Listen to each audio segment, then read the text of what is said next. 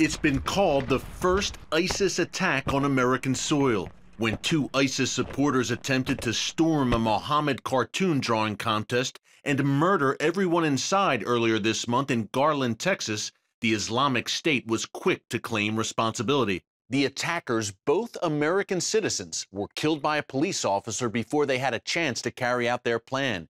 But the attempted attack in Texas may have been a sign of things to come.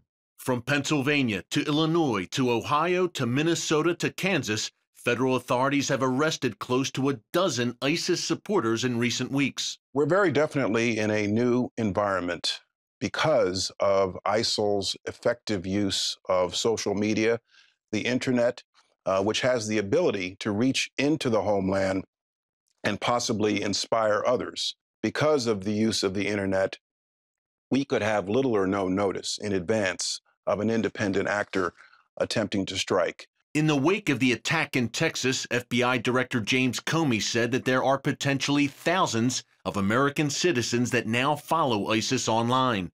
Comey has also said that the FBI is now conducting investigations into ISIS-related activity in all 50 U.S. states. In addition, U.S. authorities say some 180 U.S. citizens have traveled overseas to join ISIS, and at least 40 of them have already returned. What they say is that their first obligation is to go to the caliphate. But if they feel that they're unable to do that, that they'll be arrested at the airport, that's when they carry out an attack here in the United States. Abdurrahman Sheikh Mohammed was one who made it to Syria. The Columbus, Ohio resident trained with an Islamic terror group and then returned to the United States with orders to attack the homeland. He was arrested before he had the chance. Mohammed had been on U.S. authorities' radar before he left for Syria. That's why terrorism expert Patrick Poole says he should have never made it that far. They allow him to apply for a passport, allow him to travel to Turkey. From there, he goes into Syria, trains, comes back, and he's wandering the streets of Columbus for 8 months. Like a growing number of American ISIS recruits, Mohammed was of Somali descent. Most hail from the Twin Cities, Minneapolis and St. Paul, an area with the largest Somali-Muslim population in North America.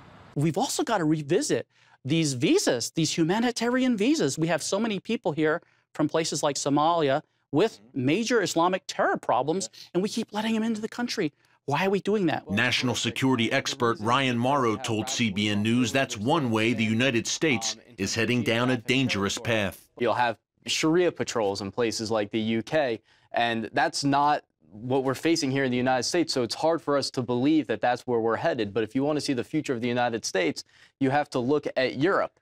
The goal of ISIS and its growing network of followers in the West is to turn American and European cities into guerrilla war zones, with attacks similar to those seen recently in Ottawa, Paris, Sydney, and Texas occurring on a regular basis. Former Pentagon spokesman J.D. Gordon told CBN News that to defeat this threat, the Obama administration must first acknowledge that it exists. The White House can't even name radical Islam as the enemy. Radical Islam's trying to wipe us out, and the White House, Barack Obama, won't even mention it. Ignoring the threat won't make it go away.